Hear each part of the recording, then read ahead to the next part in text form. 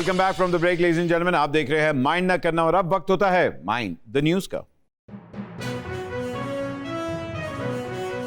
ताज़ा तरीन इक्तिसादी सर्वे के मुताबिक पाकिस्तान का हर शहरी 2,80,000 रुपए का मकरूज है। महरीन, ये तो आप वो बता रही हैं ना जो हुकूमतों ने हमें मकरूज किया है।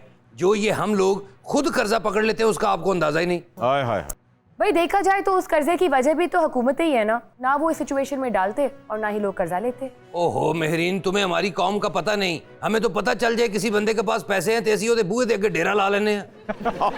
फिर बहाने ऐसे दस दे, मेरी अम्मी पौड़ियां तो डिग पी, मेरा मुंडा साबड़ खा गया, मेरी मदद करो। चल जान, जरबा बोलता है। मेहरबान। अगली खबर की तरफ बढ़ते हैं। रुस्तम पाकिस्तान इनाम बट रेसलर ने यह दावा किया है कि मैं आजम खान का वेट 3 महीने में ठीक कर सकता हूं। अच्छा, इनाम बट साहब तो जज्बात में कुछ ज्यादा ही बोल गए। वाकई सही गल है बट साहब, तुसी ते उस तो भी ज्यादा बोल गए हो। जेड़ा कहंदे सन मैं ढिड पाड़ के पैसे कढ लांगा, जेड़ा कहंदा सी मैं 100 दिन च तब्दीली ले आवांगा। मेरी जान इन्हां दोवां दावियां तो वड्डा दावा तुसी करता है। भाई जो बंदा काकोल की ट्रेनिंग के बाद भी फिट नहीं हो सका उससे भला रखा क्यों है? बस इत्थे ही रुक जा कुड़िए, अगली खबर की तरफ बढ़ते हैं। फिल्म बाजी के डायरेक्टर साकिब मलिक ने कहा है कि फिल्म स्टार मीरा का चेहरा काफी कहानियां बयान करता है। आहा। ओहो साकिब मलिक साहब, थोड़ा ज़हन ते जोर पाओ मेरी जान। ये जेड़ियां कहानियां तुसी सुनियां ने मीरा दे चेहरे ने नहीं, मीरा ने खुद सुनाइयां ने। यही नहीं, साकिब मलिक अपनी अगली फिल्म में भी मीरा को कास्ट करने का ऐलान कर चुके हैं। मेरा ख्याल है साकिब साहब बाजी मीरा ने फिल्म दे पैसे लेने तो इनकार तो नहीं करता। देखिए साकिब मलिक एक बहुत ही इंटेलिजेंट आदमी है। आई एम श्योर उन्होंने मीरा के चेहरे पे कुछ पढ़ा होगा। फिर बढ़ते हैं अगली खबर की तरफ।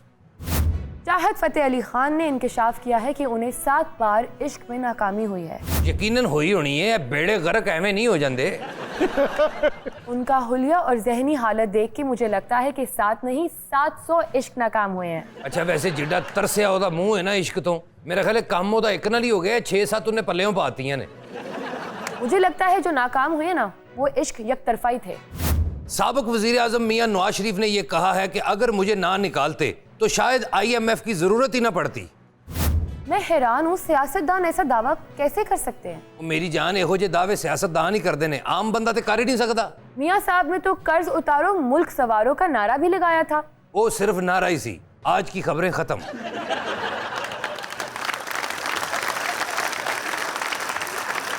बचपन में लोग स्टैम्प्स इकट्ठी करते थे। मैंने भी बड़ी VHS कलेक्शंस इकट्ठी की हुई थी। ओ पामीना जुदाइयां साडे नाल वे,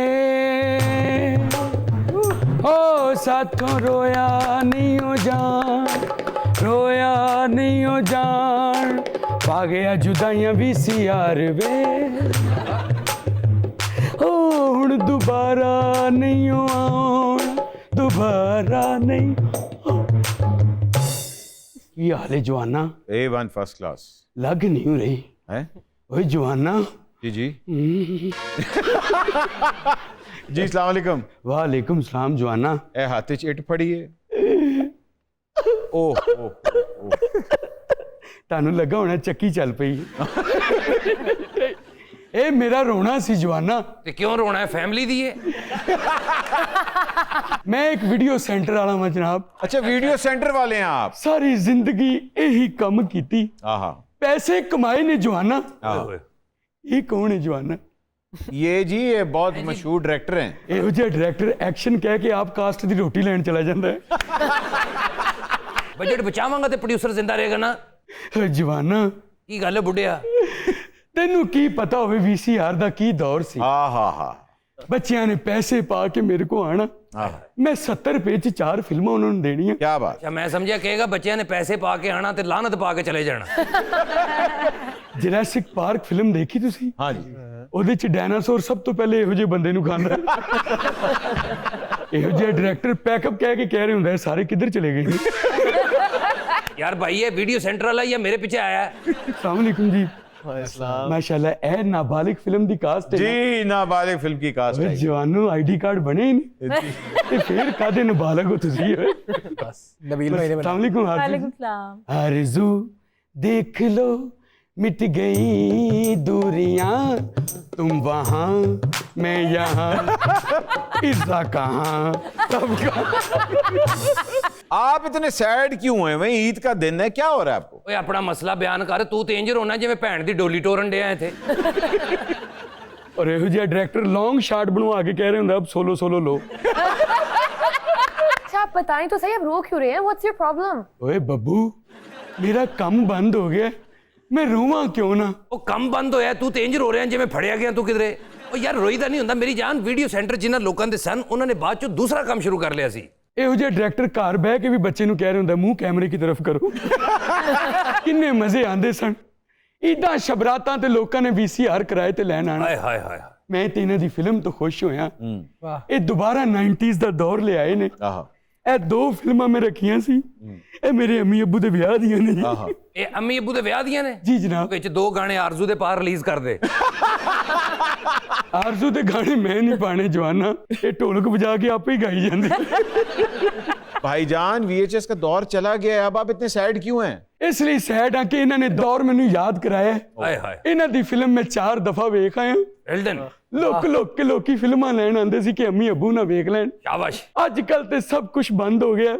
ਔਰ ਇਹੋ ਜਿਹਾ ਡਾਇਰੈਕਟਰ ਜੇ ਆਪਣਾ ਲੰਮ ਕੇ ਕਹਿ ਰਿਹਾ ਹੁੰਦਾ ਹੂੰ ਟੇ ਮਾਂ।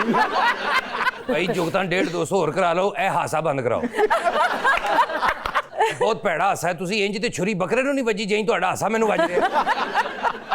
आरजू जी ये की कर रहे हो तुसी? साडी बड़ी आरजू सी तुहानू मिलन दी। भाई अब अगर वो आपसे बेहतर परफॉर्म कर रहा है तो उसमें मैं क्या करूं?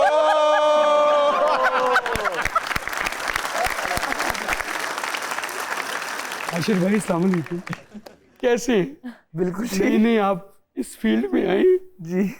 ए दौर वापस लाया भरावा, सारी जिंदगी तेरियां जुत्तियां भी चुमांगा मैं। नहीं नहीं भाई, नहीं मैं कदों चुमन लगा भरावा, ये डायलॉग होंदे ने, ये कहने पैंदे ने। समर भाई आप कैसे हैं? मैं ठीक, आप बताएं। मैंने आपके ड्रामे देखे हैं, अल्लाह दी कसम नहीं वेखे। मैं तो वैसे कह रहे, मैंने डायरेक्टर ने कहा सी काजी ने इंजी कहनी। आरजू जी जी आपका मैं बहुत फैन हूँ, बहुत शुक्रिया, आपके मैंने बड़े व्लॉग्स देखे हैं। Thank you. कुछ तो व्लॉग कहेंगे, लोगों का काम है कहना। छोड़ो बेकार की बातों को। डॉक्टर साहब हाँ जी आ जाओ। आओ जरा मेरे नाल इत्थे आओ। आओ जी आओ, गल कर लेने केड़ी गल है। डॉक्टर साहब मैं पहले पूरा सीन वेख्या, पहले तो यह लत लंघनी बदल गई ऐसी डॉक्टर साहब लाती बदलती तुसी पड़ गए यार, बह बह के ज़हन चो निकल के लंगड़ी केड़ी सी। जनाब हुक्म करो। डॉक्टर साहब पैसे किन्ने ने जेब च? पैसा कोई भी नहीं यार वीरे। पैसा कोई नहीं, ते अड्डी तेरी थल्ले नहीं लग रही है। क्या कहना सी मैनू? हाँ जी इस तो बेहतर से तू मैनू बैठिया कर रहा सा। डॉक्टर साहब चलो उधर ही चले जाओ। और इन्हू कुत्ता नहीं पैंदा, वो वो क्यों? समझदा हरे रोड़ा फड़न लगा। देखो जी गल उदों करी थी जो प्रैक्टिकल होवे। डर रहा। और ਇਹੋ ਜਿਹੇ ਬੰਦਾ ਦਹੀਂ ਲੈਣ ਜਾਵੇ ਲੱਸੀ ਕਰਕੇ ਆ ਜਾਂਦਾ। ਇਹਨੂੰ ਇਹਦਾ ਉਸਤਾਦ ਚਾਹ ਲੈਣ ਭੇਜੇ, ਆਪੇ ਹੀ ਕੱਪਾਂ 'ਚ ਪਾ ਕੇ ਲੈ। ਵੇ ਆਟ ਹੈਗਾ ਇਹਦੇ ਚ ਕਾਕਾ ਕਾਕਾ ਦੀ ਕਿਹੜੀ ਐਡੀ ਗੱਲ ਹੈਗੀ ਨਹੀਂ ਵੈਸੇ ਜਿੰਨਾ ਤੁਸੀਂ ਚੁੱਕ ਰਹੇ ਹੋ ਆਰਜ਼ੂ ਜੀ। ਮੈਂ ਉਹਨੂੰ ਕੁਝ ਨਹੀਂ ਕਹਿਣਾ, ਜਿੰਨਾ ਤੂੰ ਇਹ ਗੱਲ ਚੁੱਕੀ ਹੈ ਨਾ, ਅੱਲਾ ਕਰੇ ਤੂੰ ਅਗਲੀ ਫਿਲਮ करे ਤੈਨੂੰ ਸ਼ਬਕਤ ਚੀਮਾ ਚੁੱਕੇ।